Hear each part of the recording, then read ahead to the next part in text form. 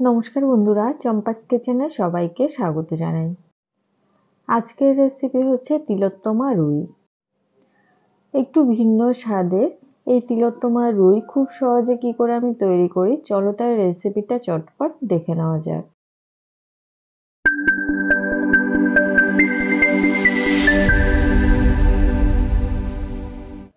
তো প্রথমে গ্যাস জ্বালিয়ে একটা কড়াই গরমে বসিয়ে দিলাম। গ্যাসের আঁচটা হাইতে রেখে কড়াইটাকে ভালো করে গরম করে নিয়ে দিয়ে দিচ্ছি 2 টেবিল স্পুন সর্ষের তেল। তেলটাকেও ধোঁয়াটা অবধি গরম করতে হবে। আগে থেকে আমি রুই মাছ ধুয়ে নুন হলুদ মাখিয়ে রেখেছি। গরম তেলে এবারে মাছের টুকরোগুলো দিয়ে দিচ্ছি। গ্যাসের আঁচটা মিডিয়াম টু লোতে রেখে মাছের টুকরোগুলোকে উল্টে পাল্টে ভেজে নেব।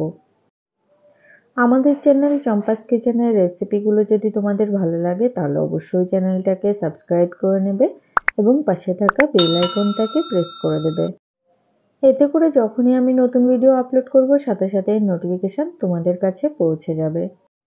মাছের একটা সাইড ভাজা হয়ে গেছে, অপর সাইড ভাজা হতে হতে একটা মশলা বেটে নেব। মিক্সিং জারে দিচ্ছি 1 টেবিল স্পুন পোস্ত, 2 টেবিল স্পুন সাদা তিল। মিক্সিং জারে ঢাকাটা বন্ধ করে প্রথমে এগুলোর একটা ড্রাই পাউডার করে নেব।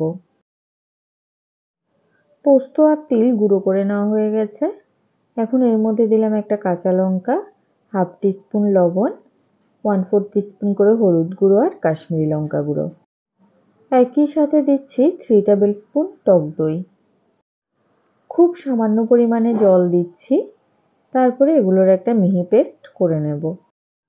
খুব মিহি করে মশলা বেটে নেওয়া হয়ে গেছে। অপরদিকে মাছের অপর সাইডও লাল করে ভাজা হয়ে গেছে।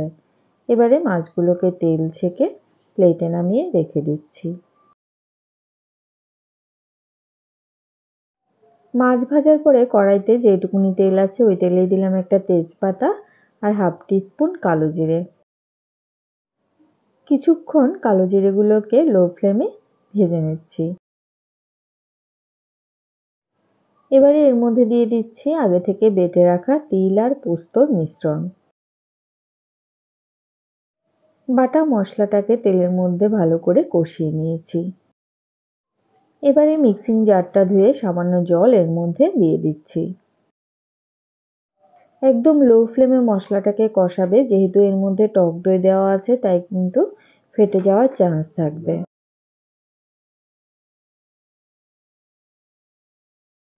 কিছুক্ষণ কষিয়ে নেওয়ার পরে এর মধ্যে দিয়ে দিচ্ছি 1 টিস্পুন চিনি। সামান্য চিনি টক দইয়ের স্বাদটাকে ব্যালেন্স করবে। চিনিকেও মশলার সাথে ভালো করে মিশিয়ে কষিয়ে নিচ্ছি। এইভাবে আরো কয়েক মিনিট কষানোর পরে দেখো তিল এবং টক দই থেকে কিন্তু তেল ছেড়ে দিয়েছে। দেখো মশলা খুব ভালো করে কষানো হয়ে গেছে। এবারে এর মধ্যে দিচ্ছি 1 কাপ পরিমাণ জল। ঝোল কিন্তু খুব বেশি পাতলা হবে না, ঝোলটা একটু ঘন হবে, তাই জলের পরিমাণটা বুঝে শুনে ব্যবহার করবে। ঝোলের সাথে সবকিছু মিশিয়ে নিয়েছি। দেখো ঝোল ফুটে উঠেছে। এবারে এর মধ্যে দেব ভেজে রাখা রুই মাছের টুকরোগুলো। আর গ্যাসের আঁচটা হাইতে রেখে মোটামুটি 1-2 মিনিটের মতো মাছগুলোকে ঝোলের সাথে ফুটিয়ে নেব।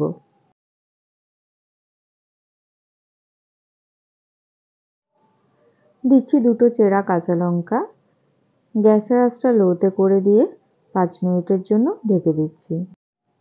নুন ঝাল মিষ্টির পরিমাণ অবশ্যই যে যার স্বাদ বুঝে ব্যবহার করবে। এর মধ্যে মাছের মধ্যে কিন্তু সমস্ত মশলার ফ্লেভার খুব সুন্দর করে ঢুকে গেছে।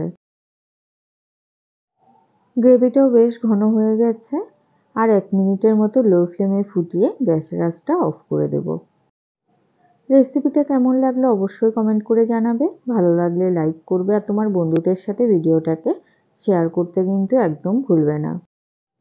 1 মিনিট ফুটিয়ে নেওয়ার পরে দেখো গ্রেভির উপরে খুব সুন্দর করে তেল ভেসে উঠেছে আর গ্রেভিটাও বেশ ঘন হয়ে গেছে। এটা ঠান্ডা হলে কিন্তু আরো অনেকটা ঘন হয়ে যাবে। এতক্ষণ আমার পাশে থেকে ভিডিওটা দেখার জন্য অনেক অনেক ধন্যবাদ। ভালো থাকবে, সুস্থ থাকবে। পরের ভিডিওতে আবার দেখা হবে। বাই।